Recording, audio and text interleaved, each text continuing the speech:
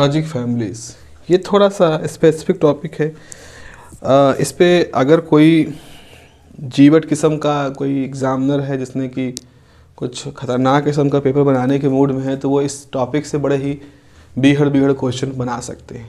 TTL, DCL, DLL इस तरह के सर्किटों के ऊपर मेरा सुझाव रहेगा कि आप उस क्वेश्चन को मत अटेम्प्ट करिएगा, because that is a very weird question, और उस तरह के सर्किट में आप कंफ्यूज हो जाएंगे। यहाँ आपके पास बहुत सारा ऑप्शन है, आपको अर्थमेटिक, बाइनरी अर्थमेटिक या यूनिवर्सल गेट या जो इससे पीछे बोलियन थ्योरम, जितना भी हमने पीछे पढ़ रखा है उनमें से आपके पास बाइनरी अर्थमेटिक और उससे पहले के बाइनरी हेक्साडेसिमल, तो इस तरह के बहुत सारे क्वेश्चन आपको वहाँ पे मिलेंगे। सो आपके पास इस लॉजिक फैमिली में अगर एक बिगड़ किस्म क्वेश्चन आ जाता है तो उसको छोड़ने का ऑप्शन रहेगा, हमेशा रहेगा। और हम आपसे ये एक तरह से सजेशन हमारा है कि आपको करना भी क्वेश्चन इस यूनिट में उस हिस्से से है, अर्थमेटिक है, डेसिमल कन्वर्जन है, BCD आ गया या यूनिवर्सल गेट आ गए, इन सब से आपको क्वेश्चन करने हैं। लेकिन फिर भी टू कंप्लीट द टॉपिक हम लॉजिक फैमिली के बारे में बात करते हैं। इसमें से हम वो सेक्शन कंप्लीट करेंगे जो कि किसी पार्ट के फॉर्म में आपसे पूछ सकते हैं, या वो आपसे जो कंपलसरी वाला हिस्सा है उसमें पूछ सकते हैं। तो उस हिस्से को नज़रिए में रखते हुए, उस हिस्से को दिमाग में रखते हुए हम आपको लॉजिक फैमिली करवा रहे हैं। We are not preparing the full fledge question for the logic families, because TTL circuit, TCL circuit, DCL circuit, DLL circuit, जो डिफरेंट टाइप के वेराइटीज़ हैं लॉजिक फैमिलीज़ के, बड़े वियर्ड हैं, उनके सर्किट्स बड़े वियर्ड हैं।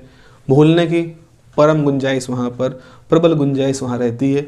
इसीलिए एक इंटेलिजेंट टैक्टिक्स ये कहती है कि जिसमें बहुत सारा एफर्ट लगा करके अगर हमें बहुत कुछ मिल रहा होता है तो थोड़ा सा हम लॉजिकली सोचते हैं, और हम नई चीज़ों को पढ़ करके उनमें कंफ्यूज होने की बजाय जो चीज़ें पढ़ी हैं उनको रिवाइज करते हुए उनको हम बार बार दोहरा करके उनको अपना मजबूत करें। चलो बच्चों, लॉजिक फैमिलीज़ है हमारा अगला टॉपिक।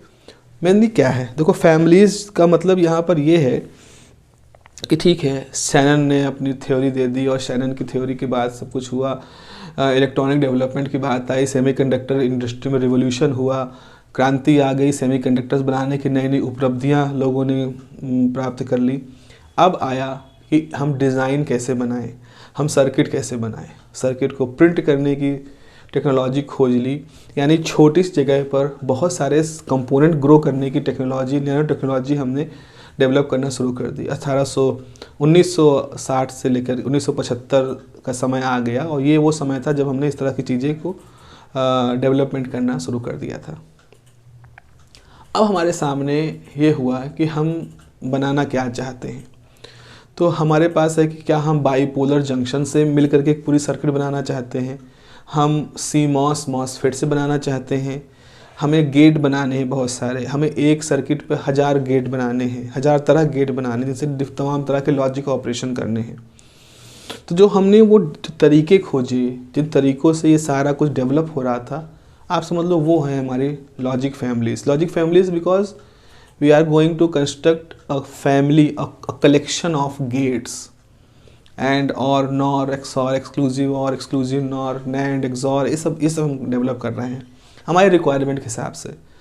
अब उनको डेवलप करने के अलग अलग तरीके हैं, टाइम कंज्यूमिंग तरीके हैं, टाइम बचाने वाले तरीके हैं, सस्ते तरीके हैं, महंगे तरीके हैं, एनर्जी एफिशिएंट तरीके हैं, टाइम एफिशिएंट तरीके हैं।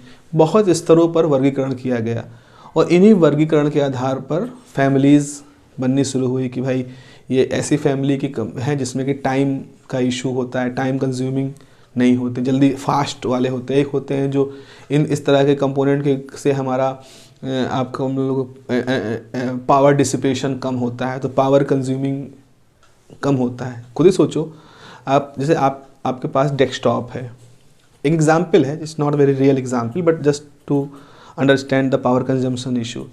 आपके पास घर की सप्लाई है, पावर सप्लाई है, आपके पास डेस्कटॉप है, तो वो डेस्कटॉप चल रहा है, आपकी सप्लाई लगातार बिजली ले रहा है और आपका काम कर रहा है, तो आपके पास कोई इशू नहीं है, कोई चार्जिंग वार्जिंग तो करनी नहीं, सीधे घर से बिजली चल रही है, आप अपना काम कर रहे हो।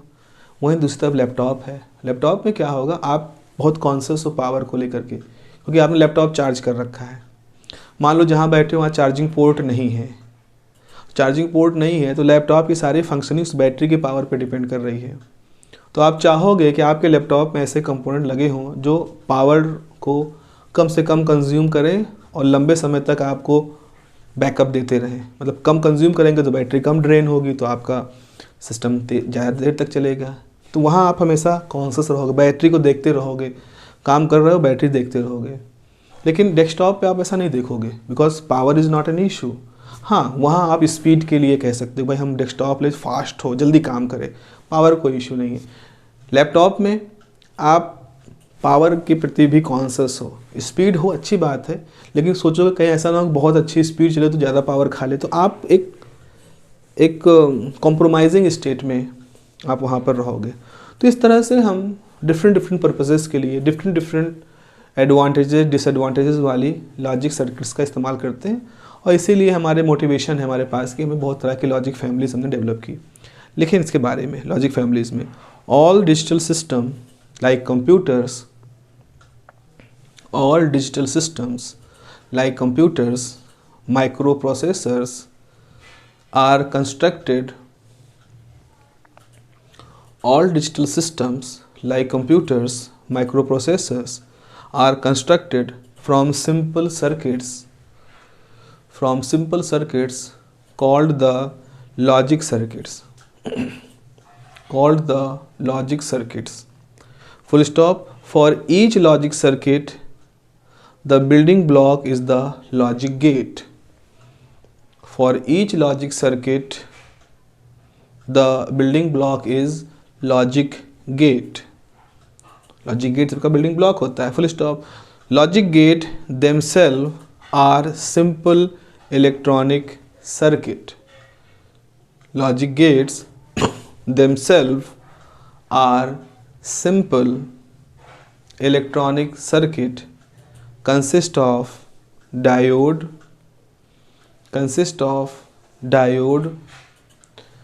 resistors and transistors. Consist of diodes, resistors and transistors. Next paragraphs लिखें।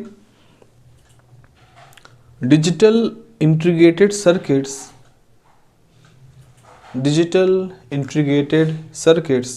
are produced by using different circuit configurations. Digital integrated circuits are produced by using several different circuit configurations and production technologies.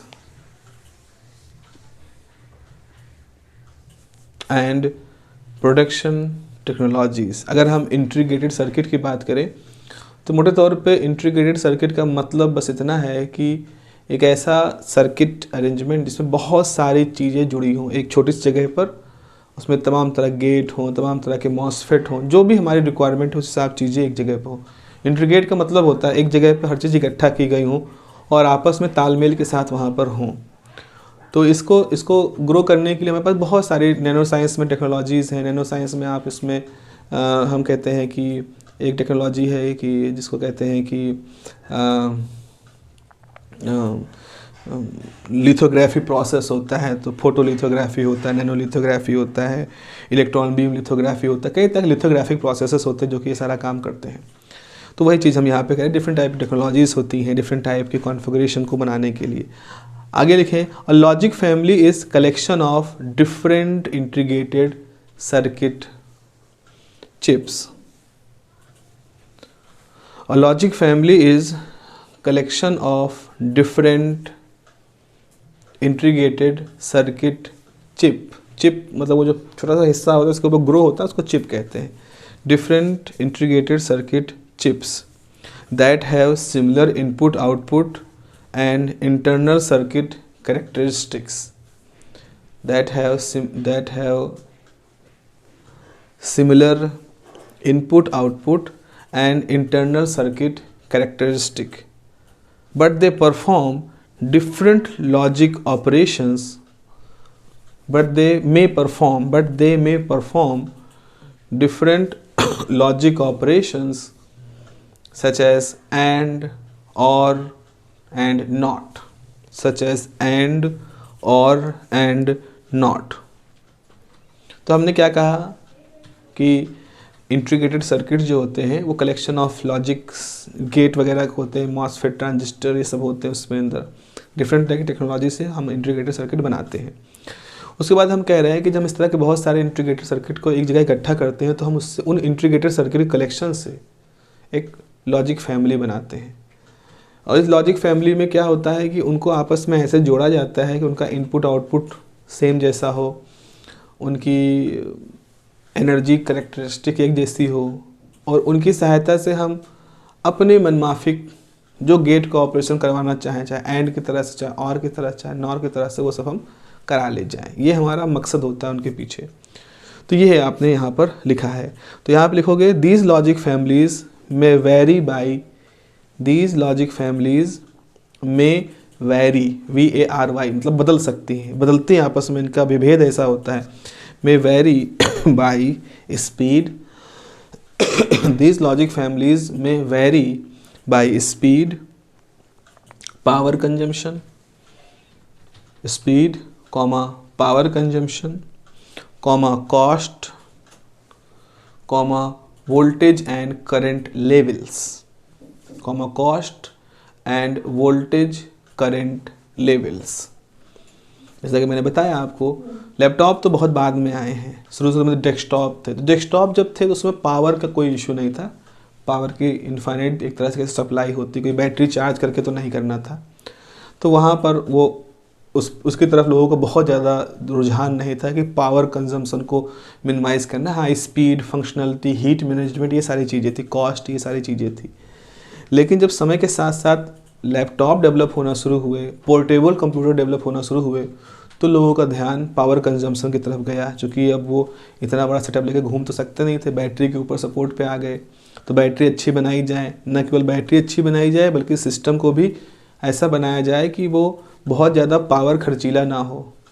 तो इस वजह से उनकी cost, उनकी speed, सबको बदला गया। और इस तरह समय के साथ साथ नई नई तरह की लॉजिक फैमिलीज डेवलप होना शुरू हुई। तो वही आपने लिखा है। आगे अगली हेडिंग लिखे, type of logic families. Type of logic family, logic family के प्रकार जो हैं। तो इसमें लिखोगे the digital integrated circuits are designed, the digital integrated circuits are designed by using bipolar devices. The digital integrated circuits are designed by bipolar devices or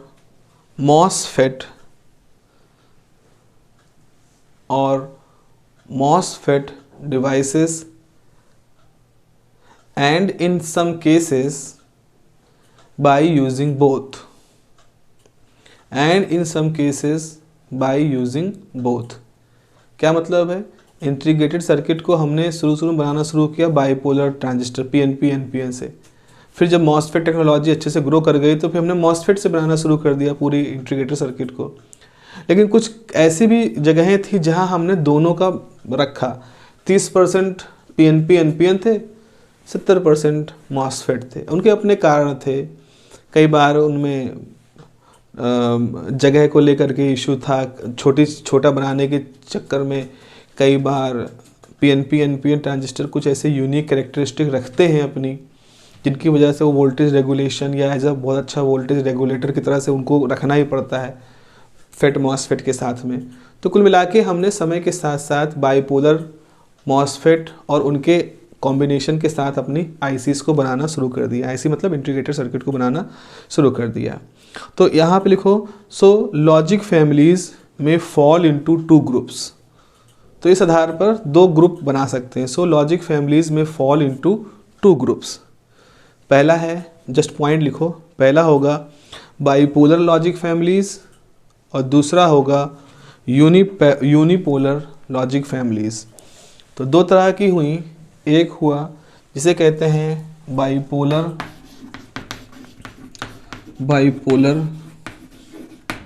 logic families, और दूसरा जो ग्रुप बना वो था यूनिपोलर लॉजिक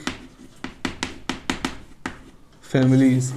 बाईपोलर, देखो समान रूप से बाईपोलर का मतलब, पोलर मतलब यहाँ चार्जों से होता है, तो यानी दो तरह के चार्ज, यानी कि इलेक्ट्रॉन और होल दोनों के इन्वॉल्वमेंट वाले, जैसे पीएनपी एनपीएन ट्रांजिस्टर होते हैं। यूनिपोलर का मतलब है ऐसे डिवाइस जिसमें या तो केवल इलेक्ट्रॉन या केवल होल ही मुख्य रूप से अपना काम कर रहे हैं, जैसे कि मॉसफेट फेट वगैरह हो गए हैं। तो हमारे पास लॉजिक फैमिलीज की दो में मुख्य कैटेगरी है, बाईपोलर और यूनिपोलर। हेडिंग डालो पहली, bipolar logic families. Bipolar logic families, इसमें लिखोगे द बाईपोलर लॉजिक फैमिलीज में फर्दर सब divided into two families. The bipolar logic families में फर्दर सब डिवाइडेड इंटू टू फैमिलीज। पहला होता है सैचुरेटेड बाईपोलर, इसमें पहला हो गया सैचुरेटेड बाईपोलर लॉजिक फैमिली, और दूसरा हो गया, दूसरा यहाँ लिख देते हैं अनसैचुरेटेड बाईपोलर लॉजिक फैमिली। दो तरह के हो गए, saturated bipolar logic family, unsaturated bipolar logic family. Again चूंकि हमें बहुत डिटेल में नहीं जाना है तो हम इनके आगे बढ़ते हैं। अब जो सैचुरेटेड बाईपोलर लॉजिक फैमिली है उसके अंदर भी कुछ और भी मेंबर हैं। अब यहाँ पे लिखोगे सैचुरेटेड के अंदर सैचुरेटेड लॉजिक फैमिली, आप चाहो तो इसका एक हेडिंग डाल लो। तो सैचुरेटेड लॉजिक फैमिली में आपके पास है diode logic family, diode logic, या सिंपली से कहते हैं डीएल फैमिली बार बार क्या लिखें, diode logic family, DL family. दूसरा है रजिस्टर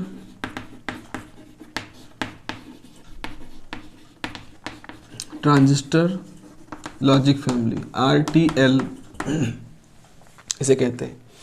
तो सैचुरेटेड बाईपोलर लॉजिक फैमिली में diode logic family, register transistor logic family, तीसरा होगा diode transistor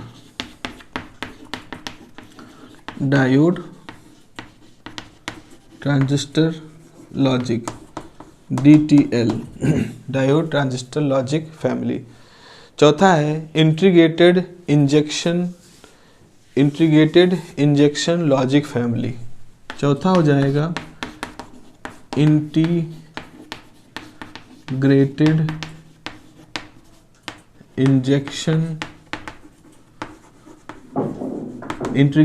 injection logic family. आखिरी है ट्रांजिस्टर लॉजिक फैमिली। तो आखिरी है ट्रांजिस्टर लॉजिक फैमिली। तो इसका नाम होता है IZL, ऐसे कहते हैं इंजेक्शन, ऐसे इंटीग्रेटेड इंजेक्शन, I से इंटीग्रेटेड, I से इंजेक्शन, ऐसे इसको लोग एब्रिवेट करते हैं। और ये तो है थोड़ा ज़्यादा पॉपुलर हुई है TTL logic family, transistor logic family. तो ये तो मामला था आपका बाईपोलर लॉजिक फैमिली में सैचुरेटेड बाईपोलर लॉजिक फैमिली का। उसके बाद आपके पास एक था अनसैचुरेटेड बाईपोलर लॉजिक फैमिली। इसमें दो तरह से आते हैं, एक होता है शॉर्टकी ट्रांजिस्टर लॉजिक और दूसरा होता है एमीटर कपल्ड लॉजिक। तो इसमें सिर्फ दो ही हैं, एक होता है शॉर्टकी TTL, शॉर्टकी एक फिजिसिस्ट इंजीनियर थे, उनका नाम पे पढ़ा है, शॉर्टकी ट्रांजिस्टर लॉजिक। और दूसरा होता है कि emitter coupled logic, emitter coupled logic. ये हो गए। तो ये हमने किसके दिखाए, बाइपोलर लॉजिक फैमिली के। अब आते हैं यूनिपोलर लॉजिक फैमिली में। यूनिपोलर लॉजिक फैमिली में मुख्य रूप से जो मॉसफेट होते हैं वो उसके हिस्से होते हैं। तो हेडिंग लिखोगे यूनिपोलर लॉजिक फैमिलीज, इसमें लिखोगे unipolar logic family consist of unipolar logic family consist of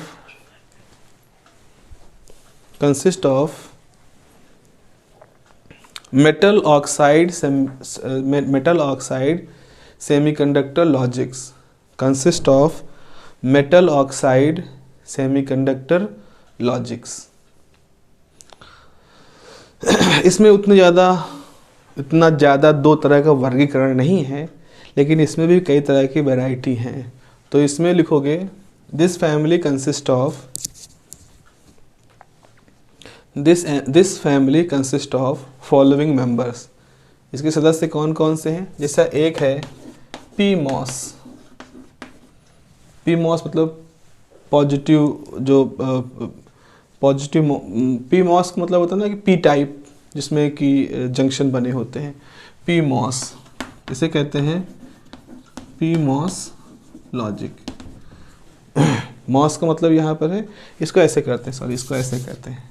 पहला है P type metal oxide semiconductor, इसमें वो जो चैनल बनता है वो पी टाइप का होता है। तो P type metal oxide semiconductor या पी मॉस लॉजिक।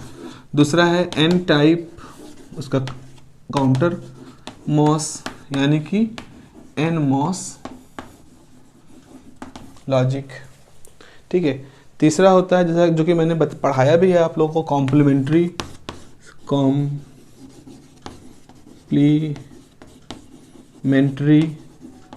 मॉस, यानी कि सी मॉस लॉजिक। कॉम्प्लीमेंट्री मतलब जिसमें कि हम एन टाइप और पी टाइप दोनों तरह के मॉसफेट लेते हैं। अब यहाँ पी टाइप एन टाइप का मतलब है उनके चैनल से होता है कि एन चैनल बन रहा है, पी चैनल का मॉसफेट है तो पी टाइप मॉसफेट कहेंगे, एन चैनल वाला मॉसफेट है तो एन टाइप मॉसफेट कहेंगे। ये हो गया। एक होता है बाइपोलर मॉस लॉजिक, चौथा है बाइपोलर मॉस, यानी कि बाईमॉस लॉजिक। और पांचवा हो जाता है बाइपोलर मॉस, और आखिरी होगा बाइपोलर सी मॉस, यानी बाईसीमॉस लॉजिक। तो ये जो आपका कंपलसरी क्वेश्चन है या एसोसिएटेड क्वेश्चन में ये वर्गीकरण वो पूछ सकते हैं। ये वर्गीकरण अक्सर पूछा जाता है। इस तरह के स्थिति में इस तरह क्वेश्चन बनते हैं जहां आपसे इस तरह का वर्गीकरण पूछ रहे होते हैं वो। ठीक है। तो इस तरह के डिवीज़न करने में आपको लिखना पड़ सकता है। अब प्रैक्टिस के ऊपर है आपकी, आप कितना इसको याद रख पाते हैं। कोशिश करिए कुछ इसको याद करने का। DL RTL DIL IGL LTTL, और इधर शॉर्ट की एमीटर, इधर कुछ PMOS NMOS CMOS BiMOS BiCMOS। With little practice I think you can cram it. आपको क्रैम ही करना होगा, रटना ही पड़ेगा, because we are not going to the detail of these different families. तो कोई ऐसा हमारे सामने कोई सर्किट या कोई लिंकिंग ऐसा तो है नहीं कि हम उसको जोड़ जाड़ के अपनी मेमोरी में रख सकें। तो रटना ही एक तरह का तरीका होगा इसका। लेकिन अगर समहाउ ये क्वेश्चन आता है इस तरह से और आप बिना कुछ मिस किए 5 ये 2 ये 5 ये लिख देते हो, then the answer will be very impressive. क्योंकि ये सामान्य लोग तो ये नहीं करते, इतना कुछ याद करना और इतना रट पाना। तो अगर आप ऐसा कर पाओगे तो it is a impressive thing, and वो निश्चित रूप से आपको आपके आंसर को एक एग्जामिनर के लिए एक तरह का वो लगेगा कि हाँ यू नो समथिंग, एंड तो आपको उसका बेनिफिट मिलेगा। चलिए अब हम आखिरी हिस्से में आते हैं, और आखिरी हिस्सा में हम कुछ टर्म्स हैं जो अब हम वही टर्म केवल यहाँ पर उठा रहे हैं जो टर्म्स आपके सिलेबस में दिए हैं। क्योंकि बहुत ही विस्तृत, बहुत ही विकसित ये ब्रांच है। पूरी इलेक्ट्रिकल इलेक्ट्रॉनिक्स इंजीनियरिंग है जो हम लोग यहाँ पर बहुत ही नाम के रूप में डिस्कस करके चले जा रहे हैं। जो लोग बीटेक करते हैं इलेक्ट्रॉनिक्स इंजीनियरिंग में, एमटेक करते हैं, फिर आगे उस पर रिसर्च करते हैं, इंडस्ट्रीज़ में डेवलपमेंट होती है, वो इसमें से जो एक एक फैमिली हमने लिखी है, टीटीएल फैमिली है, टीटीएल फैमिली पर ही कितनी सारी किताबें, कितने सारे कोर्स, कितना सारा लिटरेचर मौजूद है। MTech in TTL technology, MTech in the integrated circuit, MTech in the very large scale integrated circuit, MTech in VSI, MTech in ULSI, ये सब पे चल रहा है दुनिया भर में कोर्सेस हैं, भारत में बाहर भी। तो ये ऐसे क्षेत्र हैं जिनके हमने केवल नाम पढ़े हैं, और ये एक एक नाम एक एक डिग्री है। मतलब people are expertise in the designing of integrated circuit, सिर्फ उस पूरे इलेक्ट्रॉनिक्स के उस हिस्से के ही वो पीएचडी होल्डर हैं, वो एमटेक हैं, वो बीटेक हैं, वो उस पर रिसर्चर हैं, वो उसके एक्सपर्ट हैं, वो उसकी पूरी एक कंपनी खोले हैं। तो हम लोग फिजिक्स में बहुत ही एक तरह से एक जानकारी ऊपर से टटोलते हुए इन सब चीज़ों को आगे बढ़ रहे हैं। ठीक है, तो इसी क्रम में हमारे सामने कुछ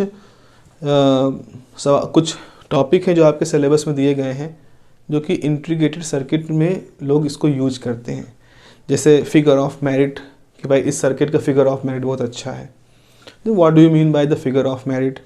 एक टर्म होता है फैन इन, फैन मतलब पंखा, फैन इन, फिर उसका उल्टा होता है फैन आउट, फिर होता है नॉइज़ इम्यूनिटी, फिर होता है पावर डिसिपेशन फैक्टर, फिर होता है टाइम के साथ भी इस तरह से कुछ टर्म जोड़ते हैं ना। इस सर्किट का फैन इन कम है, फैन इन बढ़ाओ, इसका फैन आउट ज़्यादा है, फैन आउट घटाओ, नॉइज़ इम्यूनिटी इसकी अच्छी होनी चाहिए, इसकी फिगर ऑफ मेरिट कुछ और बेहतर हो सकती है। तो इन टर्मों में हम अपने सर्किट्स को, इंटीग्रेटेड सर्किट को स्केल करते हैं, उनकी अच्छाई बुराई की व्याख्या करते हैं। तो सामने वाले को मालूम होना चाहिए कि फिगर ऑफ मेरिट का मतलब क्या होता है। तभी तो जब कोई कहेगा कि इसको अच्छा करना है, बुरा करना है, तो आपको समझ में आना चाहिए ना कि पर्टिकुलरली किस चीज़ की अच्छाई बुराई होने की बात हो रही है। That is the purpose of this whole, इसका मतलब ये है। चलो लिखो इसके बारे में, क्वेश्चन लिखो कि how the logic families are selected. Question है how the logic families are selected for a specific application. How the logic families are selected for a specific application. किसी खास एप्लीकेशन के लिए, किसी खास काम के लिए कैसे हम लॉजिक फैमिली को चुनते हैं। तो लिखें, There are various logic families and the selection of a family. There are various logic families and the selection of a logic family for a particular application, selection of a logic family for a particular application is based on its characteristic,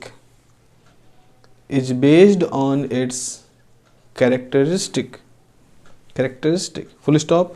Following are the parameters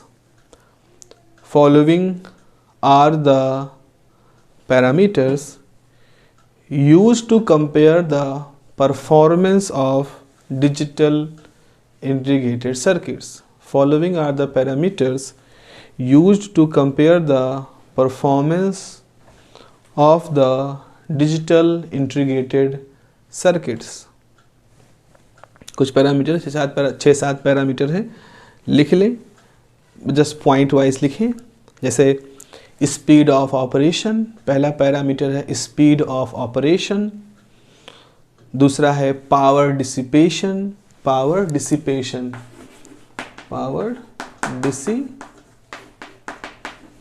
dissipate मतलब होता है कितना loss हो रहा है, power dissipation.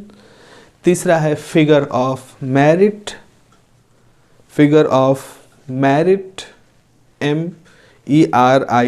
Merit. Next है fan out factor, next है fan in factor, fan out, fan hyphen out, fan in fan out. और फिर है current end voltage parameters, second last हो जाएगा करंट एंड वोल्टेज पैरामीटर्स। और आखिरी एक पैरामीटर है noise immunity, noise immunity, immunity, IMMUNITY, noise immunity. तो dissipation, fan out, fan in, इस तरह से। अब हम इसमें से कुछ चीज़ें जो आपके सिलेबस की हैं उनको हम ज़रा सा एक्सप्लेन कर लेते हैं। तो लिखें पावर डिसिपेशन। पहले पावर डिसिपेशन के बारे में बात करते हैं। पावर डिसिपेशन के बारे में बात करेंगे, फिर स्पीड स्पीड की बात करेंगे। पावर डिसिपेशन, इसमें लिखो, देखो पावर डिसिपेशन का सीधा सा मतलब है कि जब हमारे सर्किट में बहुत सारे कंपोनेंट हैं, जब उसमें करंट जाएगी तो हर कंपोनेंट से गुजरती हुई करंट निकलेगी और हर कंपोनेंट का कुछ ना कुछ रेजिस्टेंस है, तो जूल इफेक्ट वहाँ काम करेगा और उसका कुछ ना कुछ मात्रा जो है वो हीट के फॉर्म में या कहीं साउंड के मतलब किसी न किसी क्रिस्टल के अंदर जो वाइब्रेशन हुए उसमें खर्च हो गई, हीट के फॉर्म में खर्च हो गई। तो इस तरह से हमारा सर्किट अगर है, कंपोनेंट हैं, तो पावर तो कंज्यूम करेंगे ही। हाँ, हम इतना कर सकते हैं कि उसको मिनिमाइज करने की कोशिश कर सकते हैं। तो यहाँ पे लिखो पावर डिसिपेशन में every electronic circuit requires certain amount of electric power for its operation. Every electronic circuit requires certain amount of electric power for its operation. Full stop. When the power is supplied by external source, when the power is supplied by external source, full stop, comma, some part of it is dissipated, some part of it is dissipated in the electronic circuit.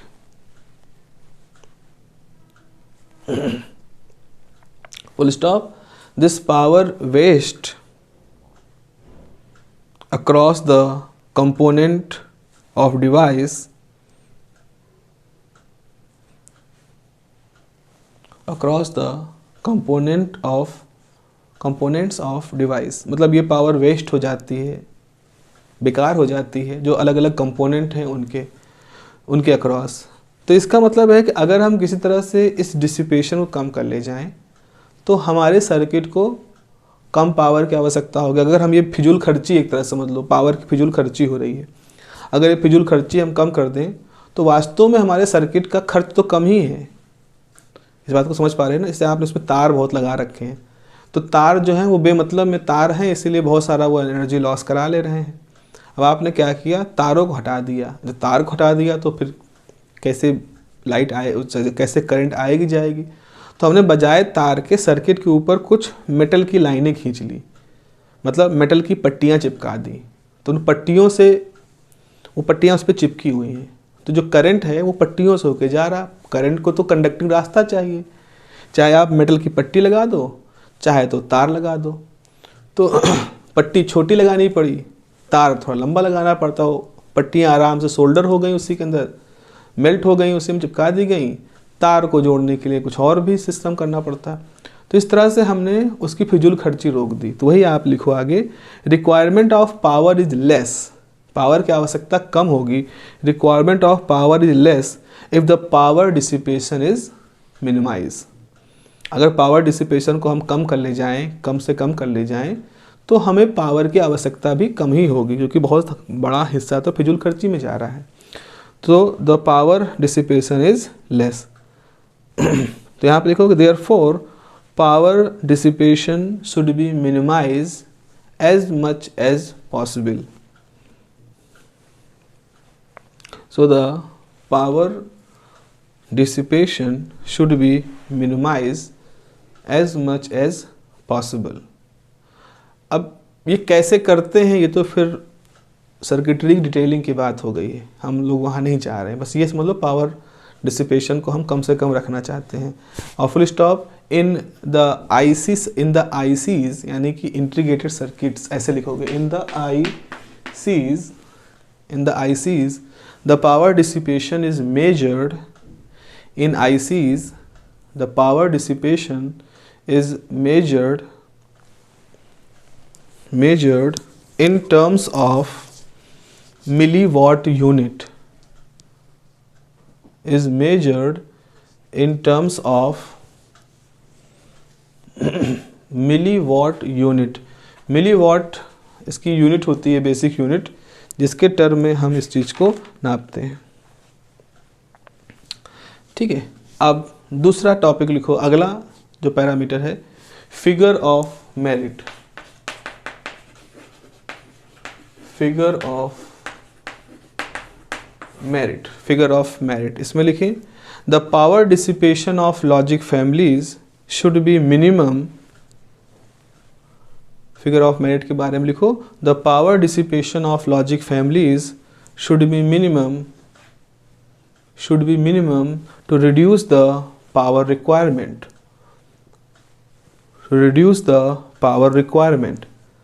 लेकिन जैसे ही power requirement हम उसी घटाते हैं तो उसकी speed पे भी फ़र्क पड़ने लगता है। जब पावर कम जाती है थोड़ा, तो हम देखते हैं कि उसकी स्पीड में भी कुछ कॉम्प्रोमाइज़ होना शुरू हो जाते हैं। So the power dissipation of logic family should be minimize to reduce the power requirement. But if the power dissipation is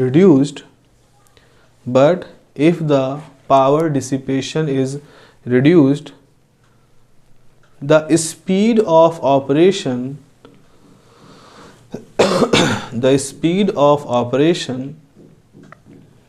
also reduced by certain factor.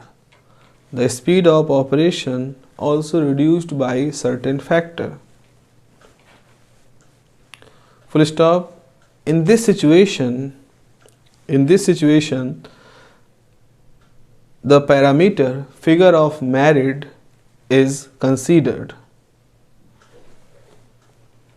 The parameter figure of merit is considered. इसको FOM कहते हैं short में, F इस छोटा सा OM। The parameter figure of merit या FOM is considered.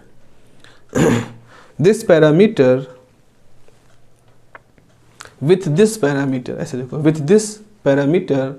a comparison of speed of operation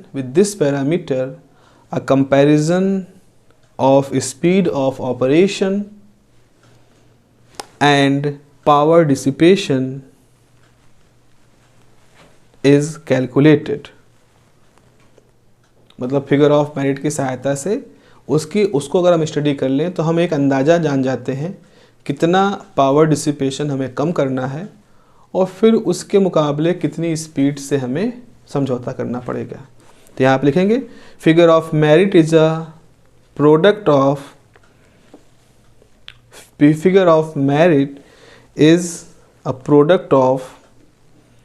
term propagation delay. मतलब speed को हम प्रोपगेशन डिले से नापते हैं। डिले मतलब जो सिग्नल एक सिरे से दूसरे सिरे तक जाने में कितना समय ले रहा है। तो अगर स्पीड ज़्यादा है तो प्रोपगेशन डिले कम होगा, स्पीड कम है प्रोपगेशन डिले ज़्यादा होगा। तो जो फिगर ऑफ मेरिट होती है उसको निकालने का तरीका क्या है कि प्रोपगेशन डिले आप सर्किट के लिए ढूंढ लो और पावर डिसिपेशन वो निकाल लो। मिली जूल में पावर ऑफ डिसिपेशन है, प्रोपगेशन डिले मिली सेकेंड में है। तो इन दोनों को जब आप मल्टीप्लाई करोगे तो आपको एक टर्म मिलेगा जिसकी यूनिट होगी पीको जूल। मतलब जूल जो है वो पावर का यूनिट है, पीको सेकेंड प्रोपगेशन डिले का है। तो पीको जूल यूनिट में हम फिगर ऑफ मेरिट को नापते हैं। तो यहाँ आप लिखोगे, figure of merit is a product of propagation delay and the power dissipation. Propagation delay and the power dissipation. Full stop. Power dissipation, full stop. Its unit is picojoule.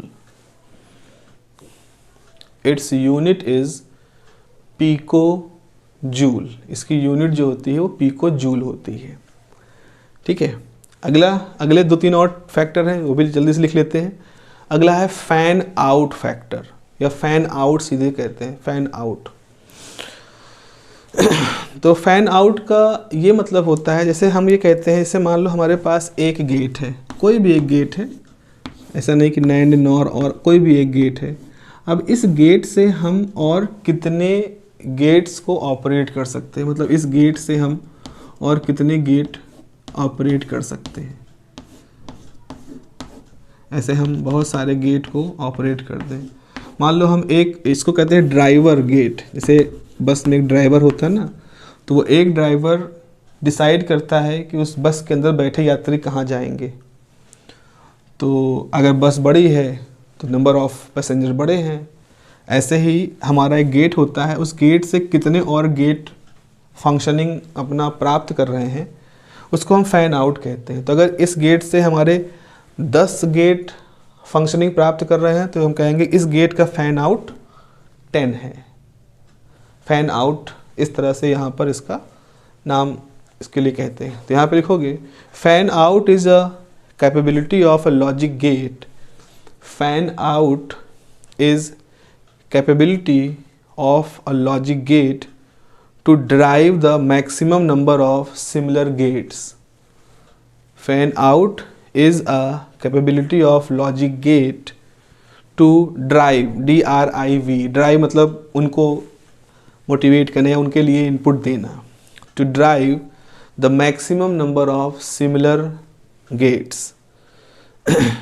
अब high fan out हमारे लिए advantages होता है कि हम एक gate है उससे इतनों को चला रहे हैं, फिर इससे हम और इतने चला रहे हैं। तो इस तरह से एक क्रमबद्ध तरीके से हम एक गेट से 10 को ऑपरेट कर रहे हैं, फिर एक गेट से अगले 10 को ऑपरेट कर रहे हैं। तो इस गेट से इसने 10 किए, इसने 10 किए, तो ये एक मास्टर गेट हो गया। इस गेट से हम उनको भी कंट्रोल कर पा रहे हैं। इस तरह का एक समझ लो। तो यहाँ आप लिखोगे high fan out is advantageous condition.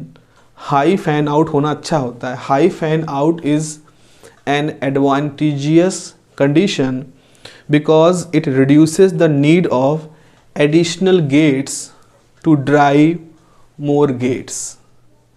Because advantageous condition because it reduces the need of additional gates to drive more gates. To drive more gates. अगर हम इस डायग्राम की बात करें तो इस डायग्राम के अंदर ये वाला है ड्राइवर गेट और ये है हमारे n लोड गेट्स। तो यहाँ ऐसा है कि इस गेट से हमारे n लोड गेट्स काम कर रहे हैं। तो इस ड्राइवर गेट का फैन आउट कितना हो जाएगा, जितने नंबर ऑफ लोड गेट हैं जो कि इससे ड्राइव हो रहे हैं। तो इसमें n जो नंबर है वो उसका फैन आउट नंबर होगा। तो आप लिखोगे in above figure one driver gate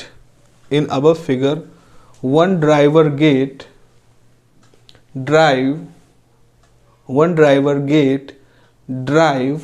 all n load gates,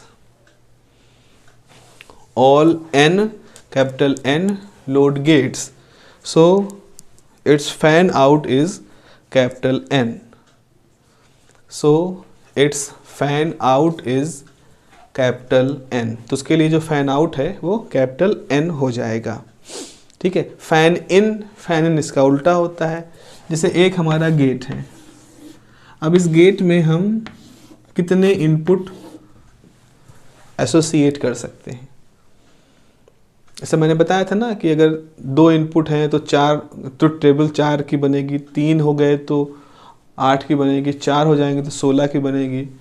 तो इस तरह से किसी गेट के अंदर कितने इनपुट हम मैक्सिमम कर सकते हैं जब उसका बिना कॉम्प्लेक्सिटी किए हुए बहुत ज़्यादा हम उसका आउटपुट डिसाइड कर पाएँ, तो इसको फ़ैन इन कहते हैं। तो जहाँ फ़ैन आउट है, एक गेट से कितने और गेट ड्राइव हो सकते हैं। फ़ैन इन क्या होता है कि एक गेट में कितने इनपुट हम इंसर्ट कर सकते हैं। तो इसमें लिखोगे the fan in is, heading है फैन इन फैक्टर। तो इसमें लिखोगे the fan in is the number of input to a gate. The fan in is the number of input to a gate. Full stop. If gate has 2 input, if gate has two inputs, its fan in is 2 only. Its fan in is 2 only. And for 4 input gate terminal,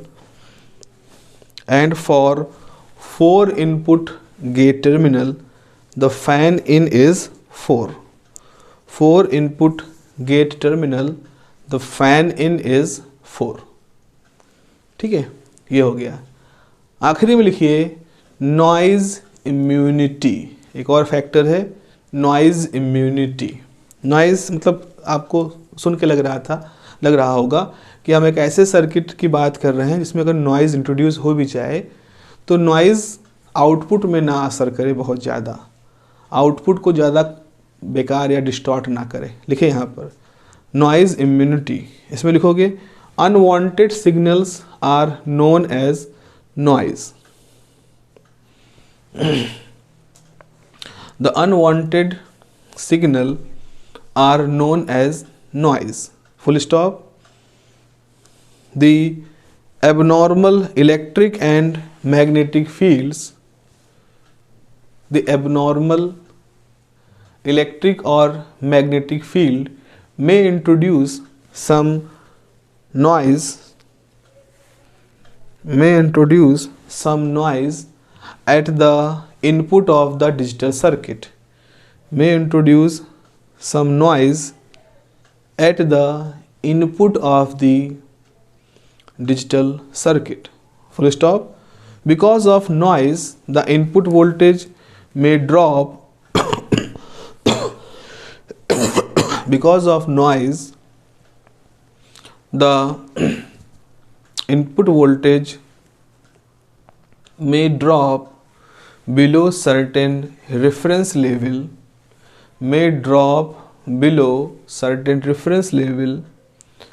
or rise above the reference level. Noise की वजह से वो reference level से नीचे भी हो सकता है, रेफरेंस लेवल से ऊपर हो सकता है। रेफरेंस लेवल क्या, शुरू याद करो जब हम लोगों ने यूनिट शुरू किया था तो मैंने आपको बताया था कि डिजिटल कोई एनालॉग सिग्नल को डिजिटल में कन्वर्ट करना होता है तो एक हाई रेंज होती है, एक लो रेंज होती है। लो रेंज में जो आते हैं उनको 0 लॉजिक देते हैं, हाई रेंज में जो आते हैं उनको 1 लॉजिक देते हैं। उन्हीं की हम बात कर रहे हैं। तो यहाँ आप लिखोगे विच इज़, उसी के आगे below above reference level, below reference level, comma which is undesired result, full stop. The circuit should have the ability to tolerate, सह सकने की, TOLERATE, the circuit should have ability to tolerate the noise signal, full stop. The noise immunity of digital circuit,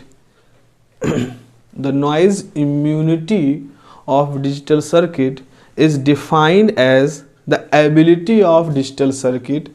The noise immunity of digital circuit is defined as the ability of digital circuit to tolerate the noise signal.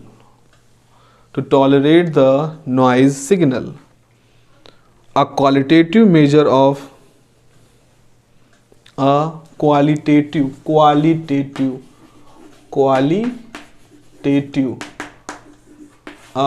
qualitative measure, पैमाना एक तरह से, a qualitative measure of noise immunity is known as noise